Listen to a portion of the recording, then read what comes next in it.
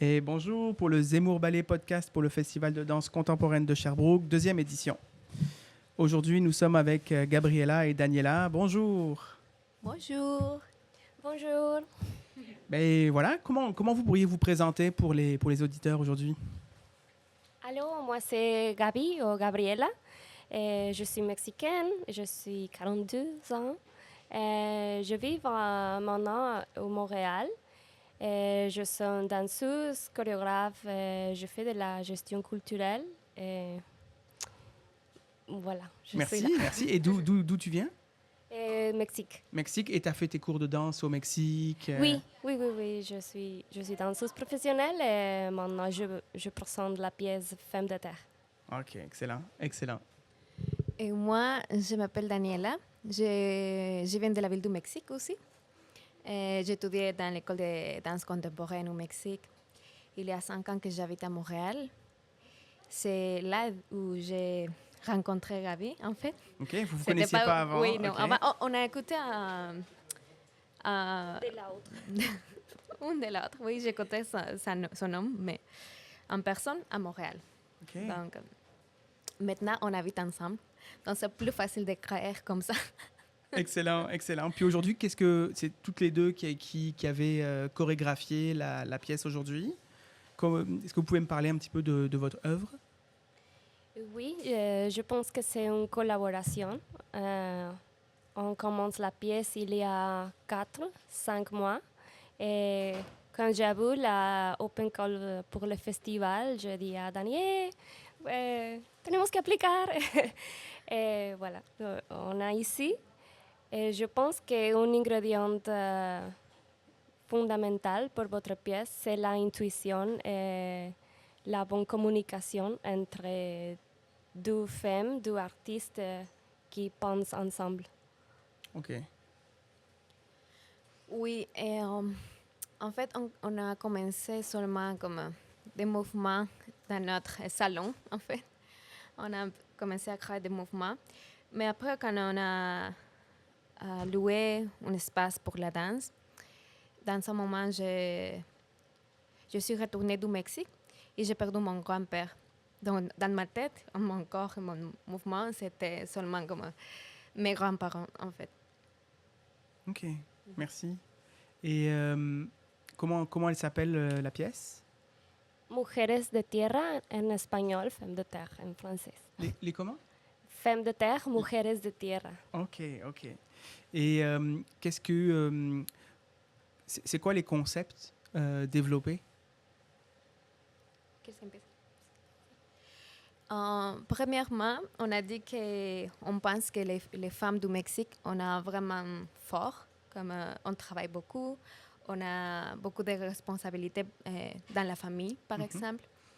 Et aussi, en même temps, on a beaucoup d'amour. Par exemple, ma mère, elle a toujours comme beaucoup d'amour, mais aussi elle travaille fort. Donc, c'est pour ça que Mujeres de Tierra, comme une femme vraiment forte, mais aussi dans la pièce, on a inspiré par la perte de notre la perte de nos chers, de nos familles, comme de notre grands-parents. Donc, l'inspiration, c'est ça, aussi d'écouter les personnes âgées qu'il y a des fois qu'on a oublié. Donc, on voudrait faire des mouvements comme une offrande pour lui. Ok, wow. C'est pour ça qu'on utilise pour la première part de la pièce une marche funèbre de la ville de Zapotitlán, Oaxaca. Et aussi, c'est pour nous comme un rituel pour connecter le plan spirituel avec le plan matériel. Ok, wow. Ça, c'est plein de couches différentes. Oui, il y a beaucoup de couches. La musique, a dit Gabi, les marches funèbres, c'est au Mexique, dans la ville de Oaxaca. On a de la ville du Mexique, dans la ville de Oaxaca, les familles, ils marchent tous ensemble, tous les amis, ils marchent ensemble avec le corps et avec sa musique. Donc, c'est vraiment pour un rituel de la mort. Ok. Et est-ce que l'atmosphère, c'est une atmosphère triste ou une atmosphère conviviale? Je pense que dans la première partie de la pièce, en fait, la première partie, c'est la voix de ma grand-mère. Ok. Je suis allée au Mexique il y a 2 mois. Donc, comment tu dis? Enregistré? Oui, j'ai enregistré ma grand-mère, Mhm. sa voix. Et le début, c'est un petit peu, oui, triste. C'est comme La voix d'une femme qui ne se sent pas bien avec son corps. Et et aussi que ma grand-mère parle de la perte de mon grand-père. Ok. Donc, elle est vraiment triste. Comme, oh, il a parti, et je suis toute seule maintenant, et tout ça. Et la musique, c'est triste. Mais après, c'est aussi comme... on a écrit aussi que nous sommes comme des sœurs, qui ensemble, on pleure, mais on a l'autre. Ok. Ok. Et est-ce que c'est comme une danse sur le deuil, par exemple? Est-ce qu'on va voir comme un processus de, tu sais, de la tristesse, puis de l'acceptation? Est-ce que c'est quelque chose comme ça? perturbation aussi. Et juste pour ajouter que notre inspiration est le film Del olvido al no me acuerdo Ok. de Juan Rulfo. Que c'est le... No sé si hija. Le garçon de Juan Rulfo. Et c'est un projet d'investigation-création documentaire Ok. qui rejoindre la voix de beaucoup de personnes âgées. Ok. Et j'avais une question. Comment vous traduisez toutes ces couches conceptuelles dans le mouvement? C'est vraiment difficile question. Tu avais parlé avant de si la pièce fait comme une transition, non? Oui, oui. Je pense qu'à la fin, oui, la musique c'est moins triste parce que ça, à la fin, je pense que c'est la force de la mujer, etc., la force de femme qu'on est ensemble, mais on continue pour la vie. On est ensemble, mais on continue la vie, même si on a perdu notre grand-parent, on continue comme positif. Et Gabi, il va peut-être parler pour le mouvement. Mhm. Non? Et Non, pour moi le mouvement c'est une deuxième langue, ou peut-être que mon première langue. On parle beaucoup sur les questions de la vieillesse. Après, on fait beaucoup d'exploration avec la musique et de la voix des personnes âgées. Mais aussi, je pense qu'on a beaucoup de mouvements par terre. Et ça me souvient comme le travail des femmes dans les champs. Dans les chants. Dans les champs, dans la première partie. Mais après, on a beaucoup de mouvements avec notre corps, avec notre... Il y a une partie qui on parle aussi de la perte des bébés. Il y a des amis que, par exemple, ma cousine, maintenant, elle a perdu deux bébés. Et on parle aussi qu'il y a deux femmes qui perdent bébés. Et c'est vraiment fort spirituellement et pour continuer la vie après ça. C'est vraiment intéressant. Tu sais, il y a la perte, mais on continue dans la vie. C'est vraiment un bon conflit à travailler dans la danse. Ça doit être inspirant, là, effectivement. Est-ce que, en plus du documentaire, est-ce que pour les auditeurs, est-ce qu'il y avait un artiste ou un livre que vous auriez aimé que les auditeurs puissent avoir accès pour approfondir leur recherche dans ce conflit-là? Un référent important pour nous? Oui. Pour la... Non. Je prévois. Oui, en fait, l'inspiration principale de cette œuvre, c'était le documental de Juan Rulfo, Del olvido al no me acuerdo. qui parle des personnes âgées. Aussi, les rituels communautaires, typiquement de la petite ville de Zapotitlán, Oaxaca. Ok.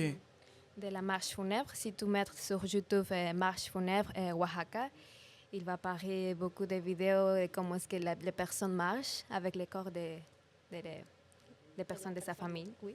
Ben, merci beaucoup. Aussi, on va utiliser dans la pièce argile.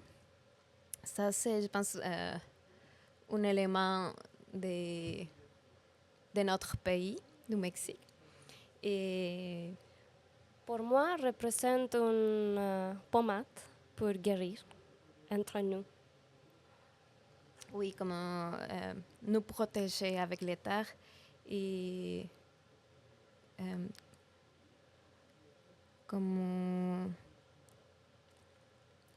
si je couvre son corps avec ça et ça va être beaucoup mieux après ça. C'est ça, ça comme va à la fin, on fait ça. une action thérapeutique. Ok. Et est-ce qu'on peut vous rencontrer sur Instagram ou sur les réseaux sociaux? Oui, j'utilise Instagram. Mon Instagram, c'est Daniela Carmona, comme tu dis, _ Sanchez. Sanchez. Moi, GabyG.wo. Ok. Comment vous écrivez ça? W. W. W-O-O. O. Et nous sommes en train de construire un website pour la pièce. Parfait. Ben, merci beaucoup. Je voudrais dire une autre chose, que c'est notre première pièce ensemble. Donc, c'est vraiment spécial cette collaboration avec Gaby. Gaby, c'est une danseuse vraiment professionnelle et talentueuse aussi. Merci, Gaby. Et Dani aussi, et je suis très contente d'être ici parce qu'on va présenter pour la première fois et j'espère construire une pièce de 50 minutes, mais couche par couche. Couche par couche. Oui. Merci beaucoup. Merci. Et bonjour, c'est le Zemmour Ballet Podcast pour le Festival de danse contemporaine de Sherbrooke, 2e édition. Et aujourd'hui, nous sommes avec Bérénice. Bonjour Bérénice. Enchantée. Est-ce que j'aimerais ça apprendre à te connaître? D'où tu viens? C'est quoi ton parcours? Moi, mon parcours en danse, ça a commencé avec le breakdance. On est une compagnie qui est basée sur le breakdance, la compagnie circulaire. On est né en 2013 en France et on s'est basé en 2018 au Canada, à Montréal. Et puis on a tourné pas mal en Europe. Et nous, on travaille vraiment autour des mouvements qui sont proches du sol. Donc c'est l'ADN du breakdance, c'est les mouvements qui sont proches du sol et on les décompose et on les utilise pour créer un espèce de vocabulaire qui se déplace comme ça au sol. Ok, intéressant. Ouais. Et est-ce que tu es la chorégraphe de Circulaire? On est 2 personnes qui sont un petit peu directeurs artistiques de la compagnie. Okay. Mais après, je pense que chacun met vraiment de l'eau au moulin, chacun met sa main à la pâte dans la compagnie. C'est des gens vraiment compétents, les autres danseurs avec qui on est. Donc, ouais, c'est vraiment collaboratif. C'est presque comme un collectif. Ok. Ouais. Vraiment intéressant. Et quelle est l'œuvre que vous allez présenter ce soir? On va présenter un extrait de Kafka Paradise. C'est une œuvre qui a été programmée par Tangente et Sans Luxe, dont la première a eu lieu en mars 2023. Et c'est un quatuor de breaker. Parce que maintenant on dit le breaking. Ok, excellent. Est-ce que tu as dit Kafka? Ouais, Kafka, comme l'écrivain. Comme l'écrivain. Ouais, Est-ce que c'est une pièce particulière de cet écrivain-là? Est-ce que c'est un livre particulier? Non, c'est juste on s'est un peu inspiré de son univers comme littéraire, parce qu'il y a un peu du théâtre physique dedans. Et on s'est un peu inspiré du côté lugubre, du côté un peu expressionniste de Kafka. Et voilà, donc c'est pour ça qu'on l'a appelé comme ça. Ok, excellent. Ouais. Et c'est quoi les thèmes de l'œuvre de ce soir? Ok, donc en fait, dans le parcours, on a vraiment travaillé à créer une boule de corps informe où on ne comprend pas où est la tête, où est le pied et qui roule comme ça. On a vraiment travaillé autour de ce concept-là, d'une boule de corps qui roule et qui avale les corps des danseurs comme un peu un blob avalerait le corps des danseurs en fait. Et donc on parcourt différentes formations comme ça, comme un petit peu comme, pas monstrueuse, mais comme... C'est un peu comme horrible, genre... ça serait comme un film d'horreur, genre si il y avait un blob de corps, là, une boule de corps qui se promenait. Mhm. Et donc ça utilise beaucoup des portées, ça utilise beaucoup de la technique qui est proche du sol. Puis on rentre et on sort de cette boule et on parcourt différentes formations qui sont proches du sol, comme on fait un espèce de panier de crabe. Il y a beaucoup de conflits en fait entre nous, comme pour créer cette boule-là, parce qu'elle n'est pas facile à faire, elle n'est pas aisée, donc ça se voit dans les corps que c'est comme conflictuel entre nous. Aussi, genre un espèce de panier de crabe où chacun essaie d'être au début, chacun essaie d'être le premier, chacun essaie d'être au top. Donc à partir de ces espèces de jeux comme d'émulation ou de concepts d'émulation où chacun essaie d'être au top, chacun essaie d'être le premier, chacun essaie d'empêcher l'autre de partir du blob. Donc on a commencé à créer comme une espèce d'histoire en fait. C'est un petit peu narratif au final. Ok. Puis on a travaillé différents concepts.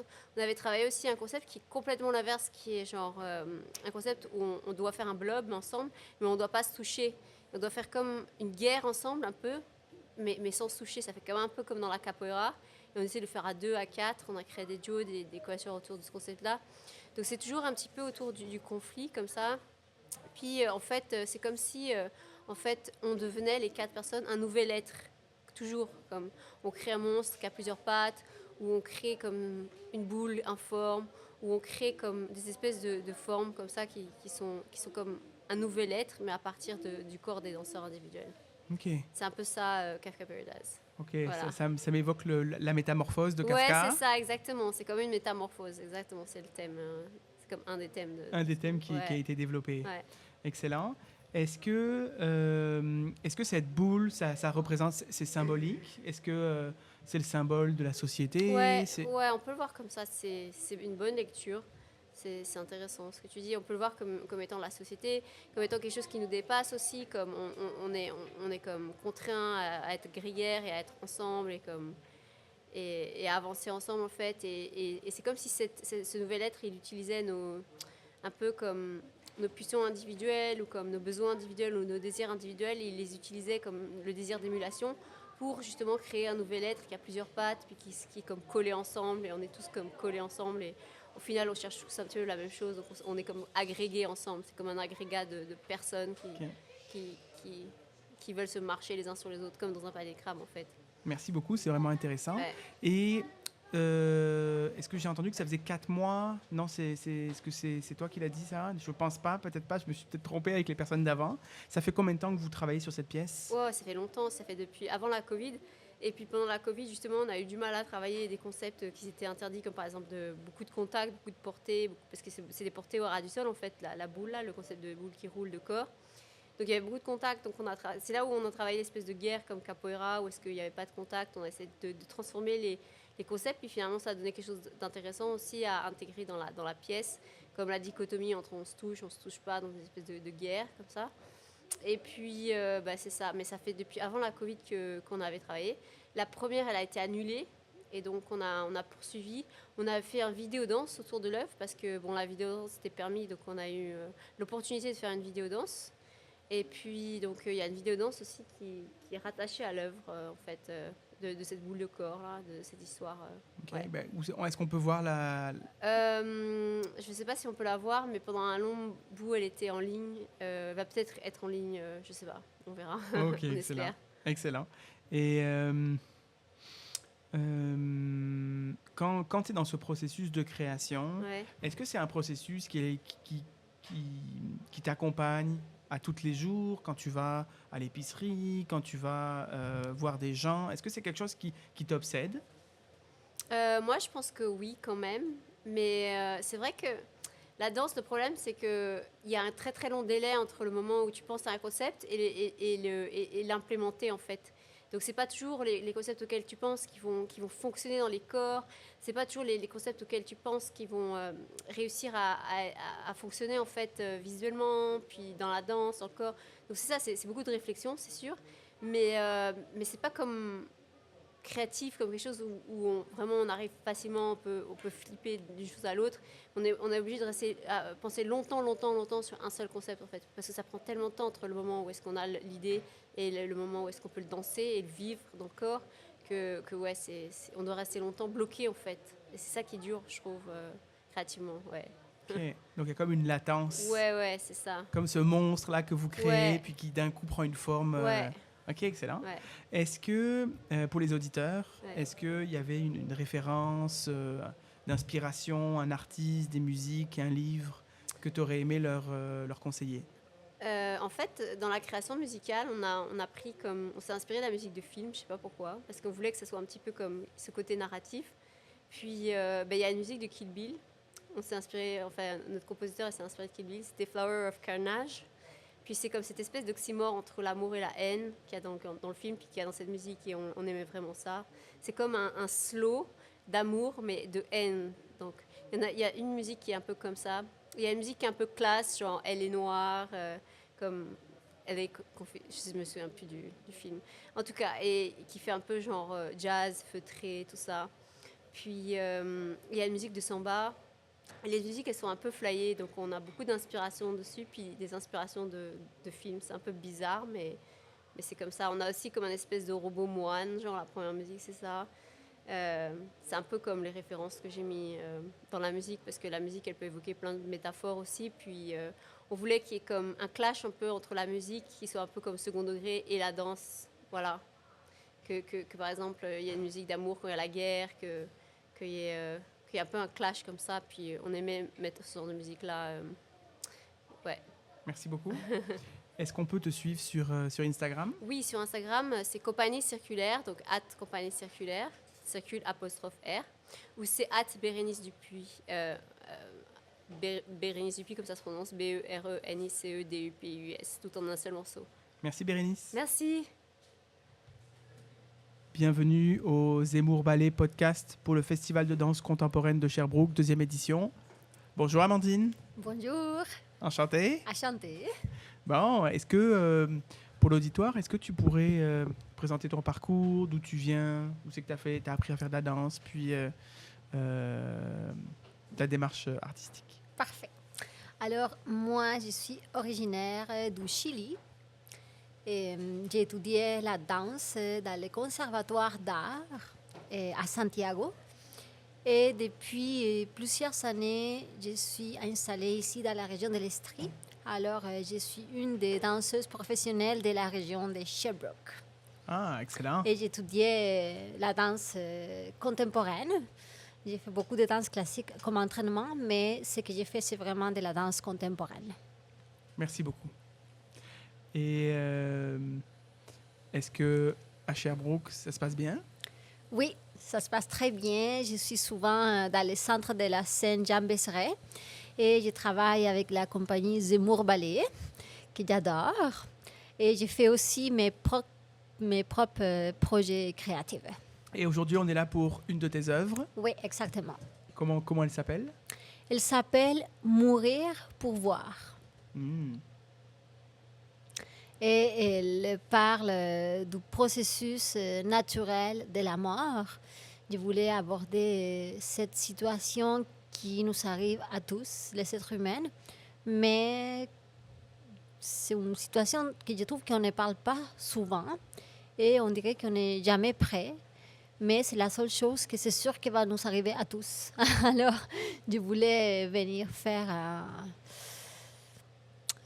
donner une vision lumineuse de ces passages naturels humains.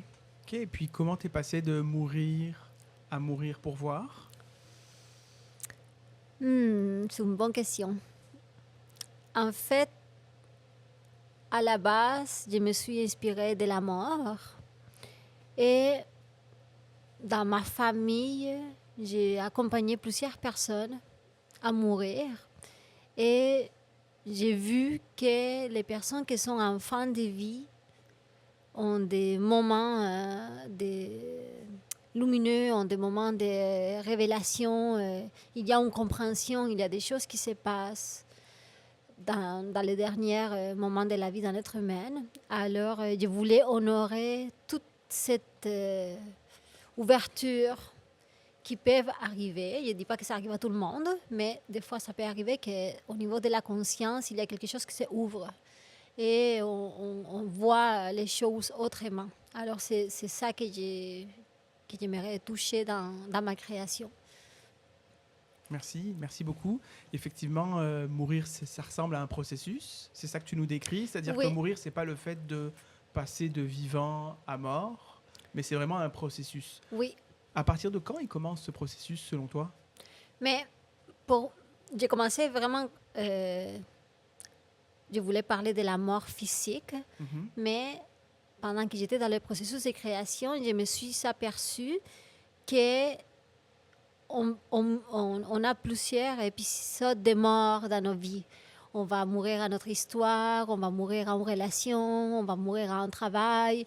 Et on vit plusieurs deuils dans notre vie, que pour moi, je les vois comme des petites morts. Mhm. Et toutes ces petites morts, pour moi, c'est un processus qui nous transforme et qui nous aide à voir les choses autrement. Par exemple, on est dans une relation de couple, la relation finit, et dans tous ces processus, entre les moments qu'on choisit que la relation se finisse et la relation est finie et le temps qui vient après, il va y avoir des éclaircissements, on va comprendre des situations qu'on ne comprenait pas avant.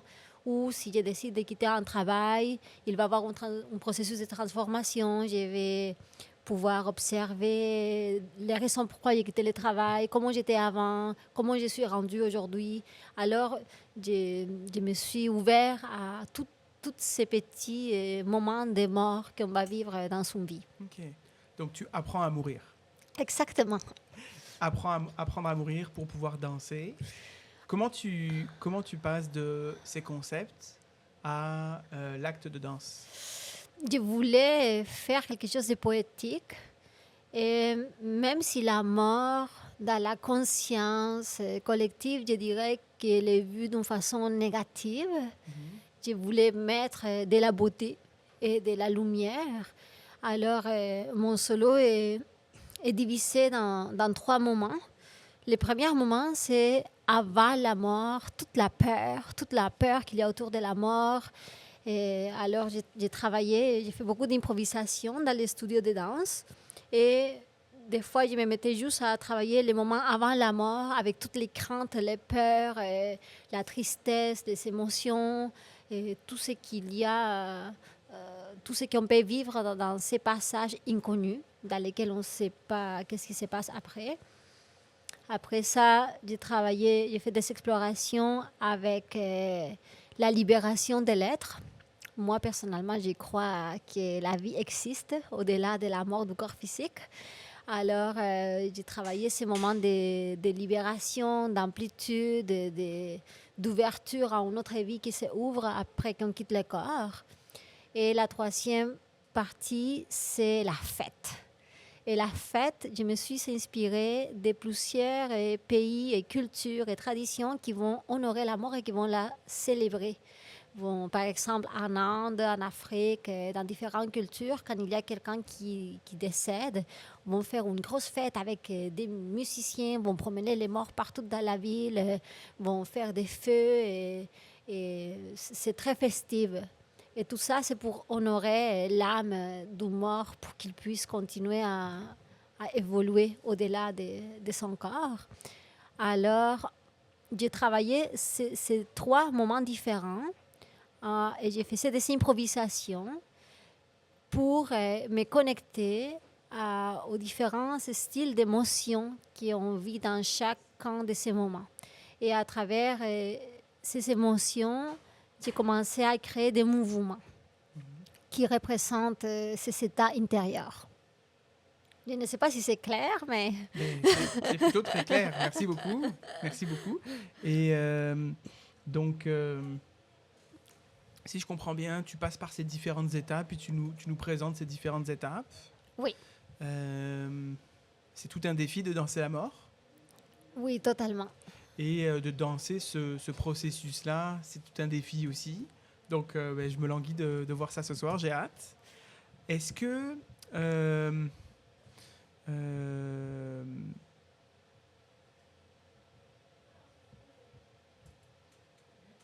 est-ce que le public va lui-même vivre une sorte de mort?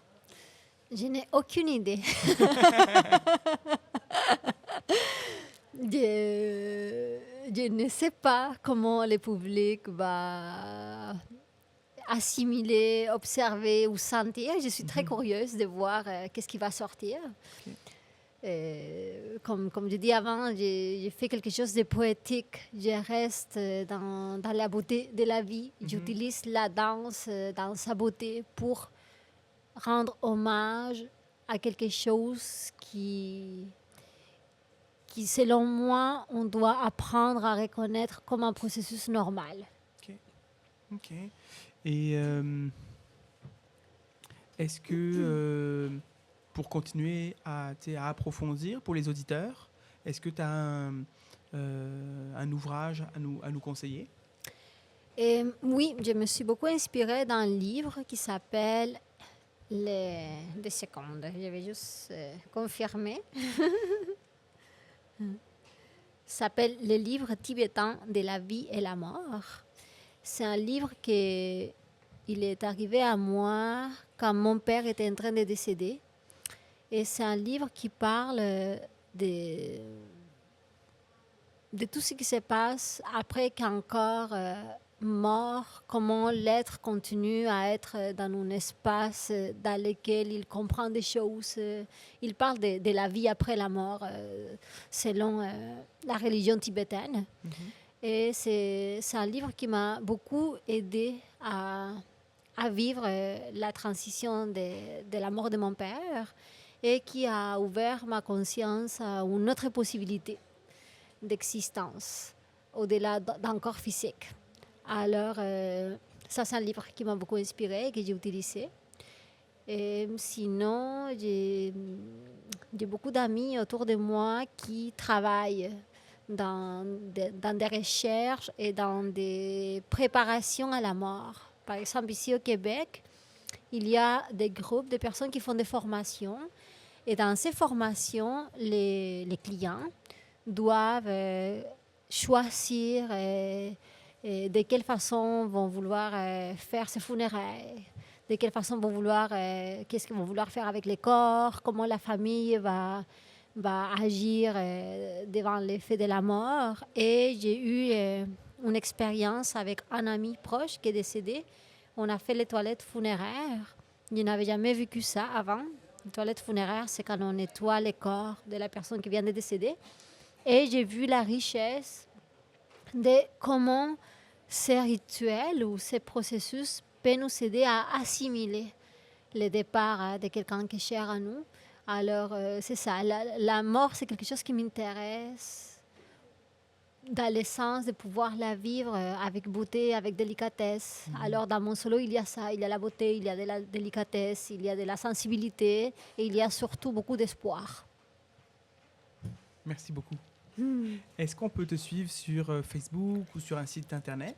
Oui, sur Facebook, je vais toujours publier toutes mes activités en danse. En fait, mon Facebook est juste dévoué. C'est ça le mot? Non, dévoué. Non, conçu. Le but Merci. Le but est de diffuser tout ce que j'ai fait en danse.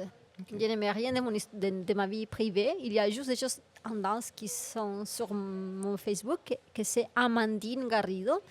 Et aussi, je suis en train de finaliser mon site web, que c'est Amandine Paulina. Il va être bientôt sur la web. Alors, dans ces deux endroits, vous pouvez trouver toute l'information sur ce que j'ai fait, autant pour la compagnie Zemmour Ballet, que aussi mes travaux personnels. Merci beaucoup, Amandine. Merci et désolée s'il y a des fautes de français. Merci.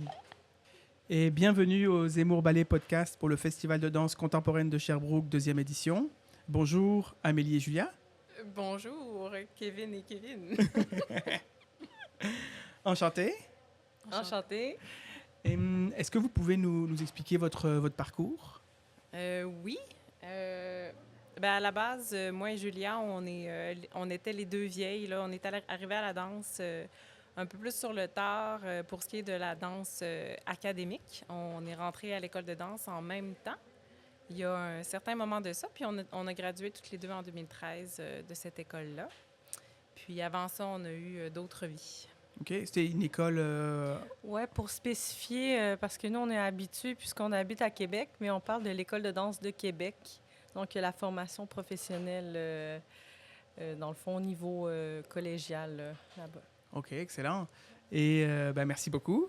Et est-ce que votre parcours antérieur a influencé votre façon de faire de la danse, puis votre façon de chorégraphier? OK, là, on vient d'ouvrir l'autre boîte. Donc, ça, c'est le parcours académique en danse. Mais avant ça, moi, c'est Julia. J'ai fait des études en anthropologie. J'ai voyagé beaucoup. J'ai fait aussi un premier DEC en sciences humaines, puis avec beaucoup d'implications au niveau environnemental, politique, etc. Et Donc, est-ce que tu viens avec tout ce bagage-là en danse? Est-ce que tu vois qu'il y a des modifications, quelque chose de différent par rapport à un danseur qui n'a pas fait ce parcours-là, par exemple? je pense que ça vient avec des valeurs qui sont pas nécessairement pamphlétaires là, dans nos œuvres, mais qui sont souterraines, j'ai envie de dire, qui OK. soutiennent certaines œuvres puis certains choix aussi de comment faire les choses. Sinon, au niveau anthropologique, ben, c'est l'aspect, je pense, d'impliquer les gens puis aller chercher des fois des extraits audio, discuter avec les gens aussi quand on arrive dans un nouveau lieu, puisqu'on fait beaucoup de in situ. OK, Pour donc ma part. de la danse engagée. On pourrait dire ça comme ça. Souterraine, de façon souterraine. Oui. Excellent. Puis pour toi? Puis pour moi, pour ma part, je suis aussi passée par d'autres études avant en littérature. J'ai aussi voyagé un peu dans le monde du théâtre. Puis puis j'ai fait beaucoup de voyages aussi là où on se rejoint au niveau de la découverte de l'autre, de la rencontre, qui est vraiment une des choses qui soutiennent ce que l'on fait. Ce que vous faites. Et donc aujourd'hui, quelle est l'œuvre que vous nous présentez? Alors ce soir, ça va être la Marche du renard. C'est une œuvre qui a commencé en 2021, son chemin, et qui se continue un petit peu à chaque année. On continue à l'approfondir de fois en fois. Ben, c'est une œuvre qui est née en contexte pandémique. Donc, on s'est réunis, Amélie, Julia et Roger Cournoyer, qui est notre musicien. On a simplement eu l'impulse de se retrouver en studio parce que tout était à l'arrêt. Et on s'est demandé qu'est-ce qui est important pour nous dans nos vies, qu'est-ce qu'on vit présentement dans ce contexte pandémique, puis qu'est-ce qui en est ressorti, c'est le besoin de ralentir. En fait, comment ça faisait du bien d'avoir un temps de recul, d'observation de notre style de vie accéléré dans la société moderne, puis aussi du bienfait de juste ralentir, être à l'écoute de ce qui se passe autour de nous, de nos proches et de la nature. C'est ça qui est ressorti. Et est-ce que justement ce fait de ralentir, ça ressemble à une marche? Ça serait comme ça serait ça un petit peu l'idée, la marche du renard? Oui, en fait, c'est qu'on a tous et toutes décrit le processus dans lequel on était, donc une ouverture des sens, ralentissement. Puis c'est moi qui ai sorti cet exemple-là parce que moi, un de mes processus pendant la pandémie, c'est d'avoir fait beaucoup de cours de survie. La marche du renard, c'est une technique ancestrale de pistage. Donc, c'est vraiment une façon d'entrer dans la forêt en se syntonisant puis en ralentissant le rythme pour être en syntonie avec ce qui se passe dans le milieu, dans l'environnement, en fait, dans la forêt. OK. Et est-ce que, donc, il y a ces thèmes-là. Est-ce qu'il y a d'autres thèmes qui sont abordés aujourd'hui?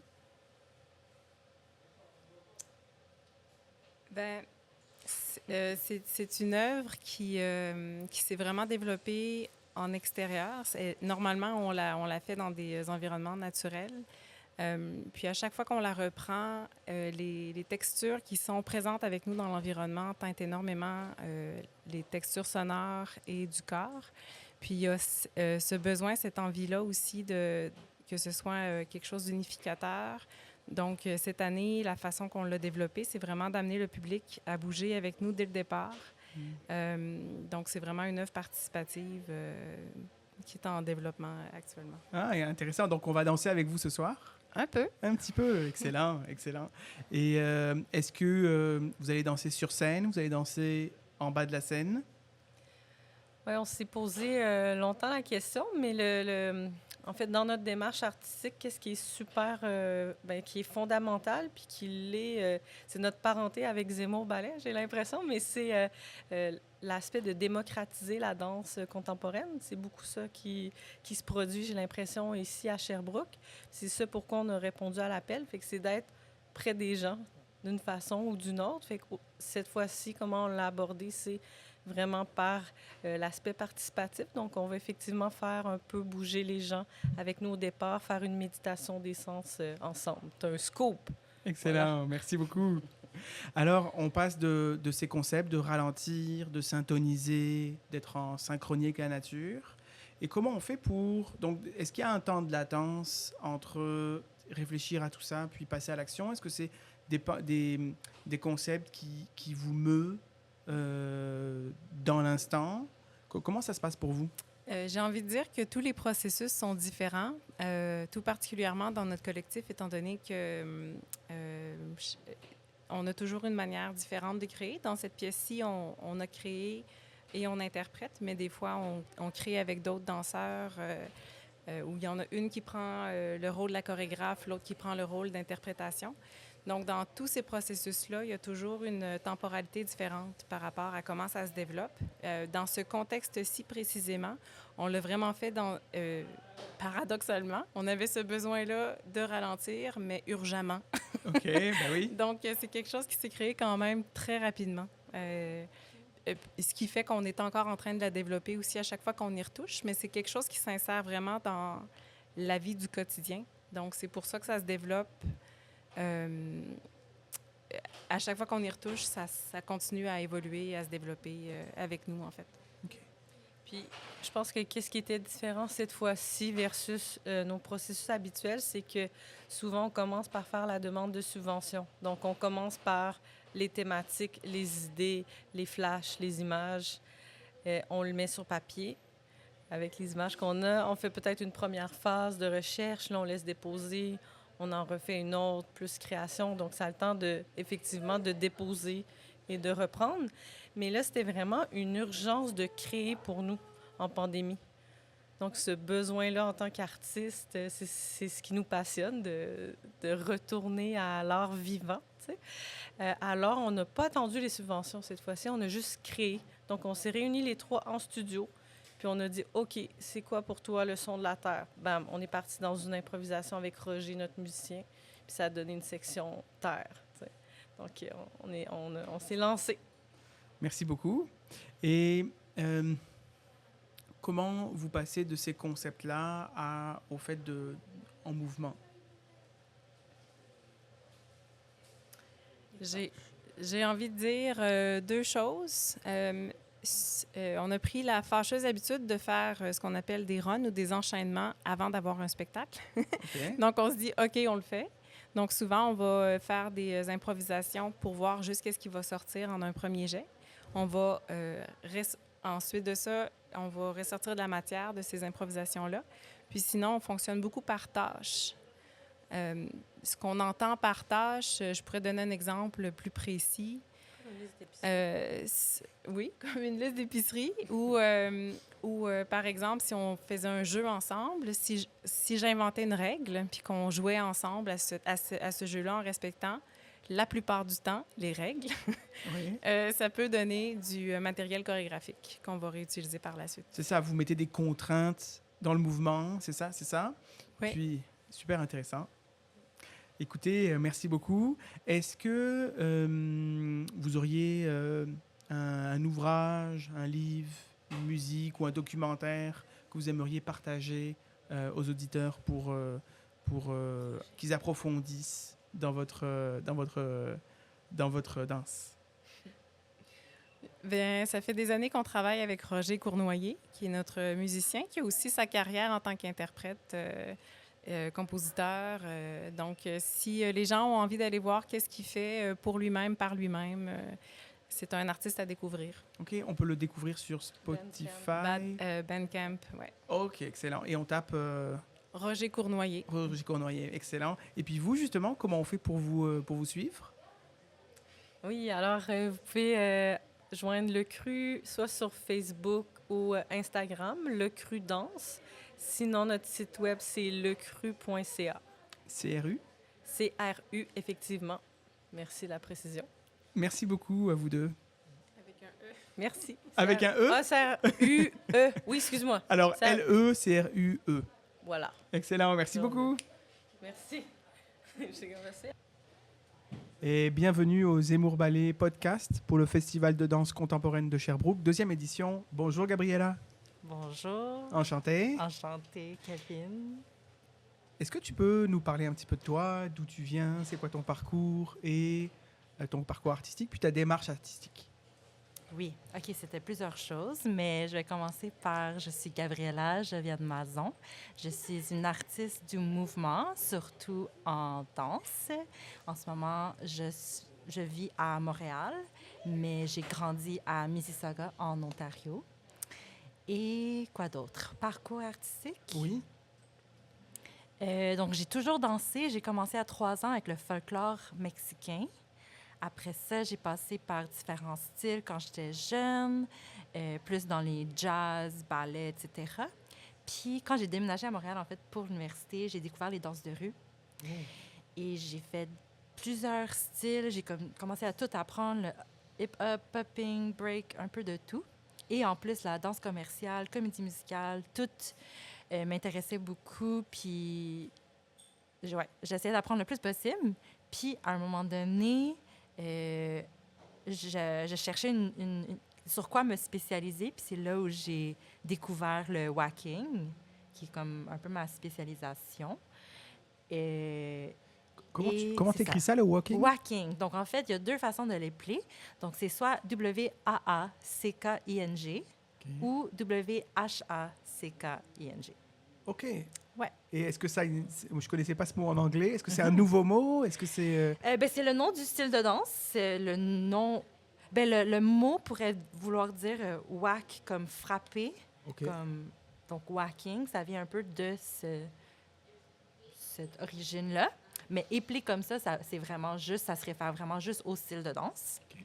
Et c'est un style de danse des années 70.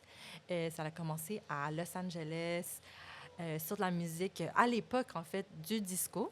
Donc, comme le disco, c'était une danse underground dans les discothèques de la communauté queer, surtout noire, latino, à cette époque-là.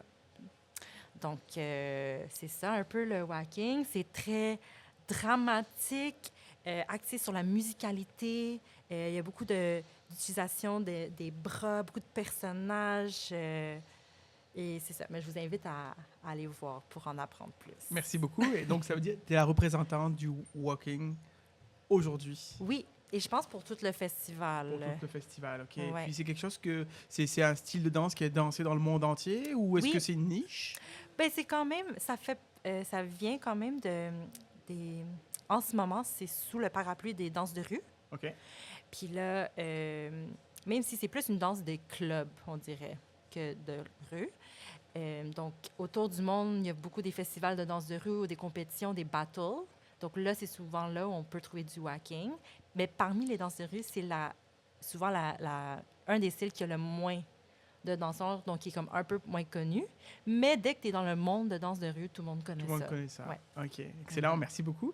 Et donc, quelle est l'œuvre que tu vas nous présenter ce soir? Oui, donc ce soir, ça s'appelle Raíces.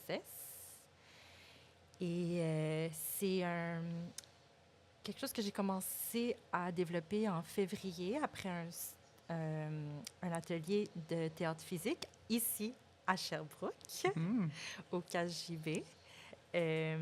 Puis on avait fait un exercice par rapport aux cicatrices.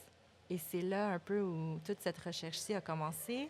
Après ça, en mars, j'ai continué un peu cette recherche-là au Mexique. J'ai présenté une version de 2 minutes du solo. Puis, encore une fois, je parle des cicatrices en utilisant le walking. C'est dans un contexte de compétition de walking au Mexique. Et là, aujourd'hui, j'ai comme continué à développer cette thématique-là, ce solo-ci. Et maintenant, c'est rendu presque 20 minutes. Et c'est ça, là, en plus des cicatrices, je creuse dans mes racines et dans mes rêves. Et c'est un peu les thématiques principales de la danse et j'utilise le walking surtout comme mon inspiration de base. Mais en ce moment, dans mon parcours, dans mon cheminement, j'aime beaucoup aussi le jazz vernaculaire, que c'est un autre style de danse un peu niche, ainsi que le house, un tout petit peu. Donc, ouais. Comment on danse une cicatrice? Donc, c'est un peu ça. Je suis encore en train de tout questionner. Je pense que c'est un peu mon solo, la recherche que je fais. Je dis toujours recherche parce que c'est un peu toujours une quête de réponse. Donc, je n'ai pas la réponse. OK. Et, mais en fait, pour ce contexte-ci, je suis allée vraiment puiser à c'est quoi mes cicatrices à moi. OK. Donc, aussi, c'est ce solo-ci, c'est une des premières fois que je m'expose vraiment par rapport à ma vie personnelle. Souvent, je vais plus dans des concepts en dehors de ma vie quand je crée. Mais là, pour la première fois, je suis allée creuser dans ma vie personnelle à moi. Donc, je suis allée voir c'est quoi les cicatrices que moi j'ai physiquement, mais aussi mentalement. OK. Et où ces cicatrices-là sont connectées, dans quelle partie de mon corps. Et souvent, ces cicatrices-là, quand j'y pense, ça me remet exactement au moment où ils ont apparu. Donc, toutes ces choses-là ont vraiment venu nourrir ma recherche. Et aussi, j'ai parlé avec ma mère, j'ai parlé avec ma grand-mère, parce que je trouvais qu'il y a mes cicatrices, mais aussi la cicatrice de ma famille, mais aussi de mes ancêtres. Donc, c'est là où le côté des racines est apparu. C'est à travers... en creusant dans c'est quoi mes cicatrices à moi. Vraiment intéressant. Et est-ce que souvent quand on parle de cicatrices, on parle de réparation? Est-ce que à travers l'œuvre que tu nous proposes aujourd'hui, est-ce qu'il y a un côté exutoire, un petit côté thérapeutique? Ouais, ben je l'avais pas vu comme réparatoire, mais je pense que c'est un peu la même chose parce que c'est ça, à la fin, pour moi, il y a certaines cicatrices, en fait, personnellement, par rapport à ce que je fais dans la pièce, il y a des cicatrices que pour moi, c'est des mémoires de emprisonnement, un moment où je m'en sentais emprisonnée, mais il y a d'autres cicatrices qui viennent vraiment d'un moment où je me sentais libre. Mais les deux étaient des cicatrices. Donc,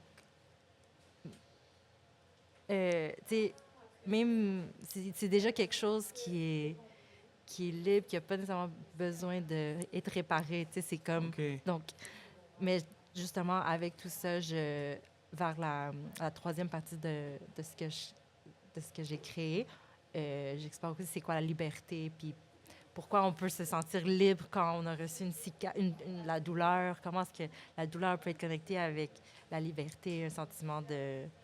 C'est ça. Réparation, c'est intéressant, il faudrait que j'y pense un peu plus, le lien. Mais c'est ça. Merci beaucoup, merci beaucoup. Est-ce que donc tu nous as dit ça t'as commencé ça pendant la COVID? Cette recherche-ci Oui. précisément, non, c'était en février environ. En février, OK. Ouais. Et donc comment ça se passe? C'est-à-dire que tu as une idée de cicatrice, c'est un concept qui t'arrive en tête, puis tu dis, OK, je ne sais pas du tout comment ça se passe dans la tête d'un chorégraphe. Est-ce que c'est une pensée qui est intrusive, qui t'obsède, puis là tu dis, OK. Ouais, donc réponse courte, non. Mais je vais donner une petite anecdote. Durant la pandémie, en fait, une chose à part, j'ai fait un projet qui s'appelait Daily Gabby J. Puis pendant 365 jours, j'ai créé une vidéo danse à tous les jours. Wow. Avec mon cell, simple, entre 30 et 60 secondes. Mais justement, j'avais pas envie de faire une vidéo. C'était pas toujours une idée qui me gigotait, mais ça m'a permis de justement toucher à ces idées-là qui sont dans ma tête depuis longtemps, à juste les toucher. Mais ça m'a aussi confrontée à être, OK, j'ai pas envie de faire quelque chose aujourd'hui, mais je dois. Puis ça a activé des muscles de créativité pour ça. Puis pour ce solo aussi, en fait, ce qui s'est passé, c'est que moi, quand il y a une opportunité pour se présenter, performer, danser, j'y vais. Quand il y a un battle, j'y vais. Une audition, j'y vais. J'essaie toujours comme d'y aller. Puis là, il y avait, en fait, un événement qui s'appelait Open Body à Montréal, que c'est un peu comme Open Mic, mais pour la danse et dans les danses de rue. Donc, eux, tu pouvais juste t'inscrire, tu pouvais montrer une carte blanche, un peu comme ici, mais vraiment plus informel. Donc là, j'ai vu ça, je suis comme, ah, j'ai envie de faire ça. Mais comme 3 jours avant, j'avais aucune idée qu'est-ce que j'allais faire. Mais justement, je venais de faire le stage de théâtre physique ici à Sherbrooke. Puis c'est là où on avait fait un exercice sur les cicatrices, puis on avait créé un solo pendant 1 heure durant le stage, on a travaillé sur un solo. Puis j'avais quand même aimé ce petit exercice-là, ce que j'avais créé. Donc j'ai pris ce travail-là qu'on a fait dans le stage, puis là, j'ai creusé. Puis c'est ça que j'ai présenté à Open Body. Puis là, depuis, c'est comme j'ai ça, puis en travaillant dessus, c'est là où je deviens plus passionnée par rapport au sujet. Mais vraiment, au début, c'est juste parce que le prof nous a dit « Parlez-nous de vos cicatrices. » Ça a été comme un déclencheur qui a commencé. Exact. Merci beaucoup. Est-ce que... je pose toujours ces 2 questions à la fin, c'est-à-dire, est-ce que tu aurais un artiste, une œuvre, un livre qui t'inspire, puis que tu voudrais partager avec l'auditoire? Oh non! C'est sûr que j'en ai. Ah, mais j'ai de la misère d'essayer d'y penser sur le moment. Mais je pourrais te le dire plus tard, mais je sais que j'ai vu plein de choses intéressantes récemment. Mais je vais te dire quelque chose de plus général. Oui. Parce qu'il y a quelques semaines, j'étais au Saguenay pour le Festival international des arts de la marionnette. Wow. Puis, je dirais juste, en fait, d'aller explorer si jamais vous voyez qu'il y a un show de marionnettes. Il y a beaucoup de shows à marionnettes qui ne sont pas nécessairement pour enfants. Tu sais, c'est vraiment pour tout public. Des fois, 18 ans et plus. Et je suis allée au festival, j'ai beaucoup découvert différentes compagnies, différentes œuvres. Puis donc, je dirais juste en général le monde de la marionnette. Merci beaucoup. Comment on fait pour te suivre? Est-ce que tu as Instagram, Facebook? Oui, donc j'ai mon Instagram et Facebook, c'est Great Gabby J, donc G-A-B-Y-J. Et c'est ça, on peut me retrouver là. Merci beaucoup. Merci à toi.